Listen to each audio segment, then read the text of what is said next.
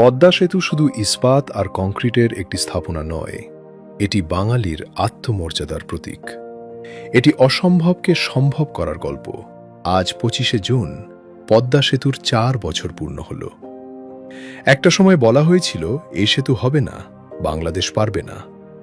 আবার যখন শুরু হলো সেতু নির্মাণ, তখন খালেদা জিয়া কটাক্ষ করে বললেন, আর সেই সেতুতে ওঠা জন্য একটা যদি জোড়াতালি দিয়ে বানায়, সেই সেতুতে কেউ উঠতে যাবেন না, অনেক রিস্ক আছে। বিশ্বব্যাংক সরে গেছে।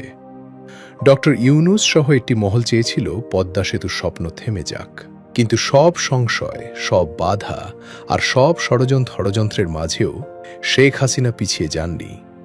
তিনি দৃঢ় কণ্ঠে ঘোষণা করেছিলেন, নিজস্ব অর্থায়নে আমরা এই পদ্মা সেতু নির্মাণ করব। আজ দক্ষিণ পশ্চিমাঞ্চলের কোটি মানুষের জীবন বদলে গেছে।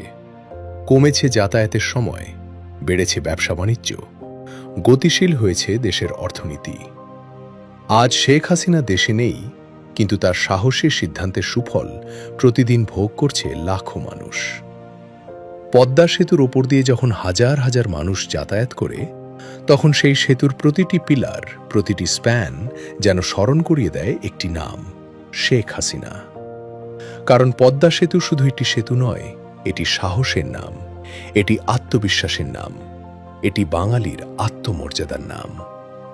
আর তাই পদ্মা সেতু আজও শেখ হাসিনার অদম্য নেতৃত্ব, দৃঢ়তা ও দূরদর্শিতার স্মারক এবং বাঙালির আত্মমর্যাদার প্রতীক হয়ে দাঁড়িয়ে আছে।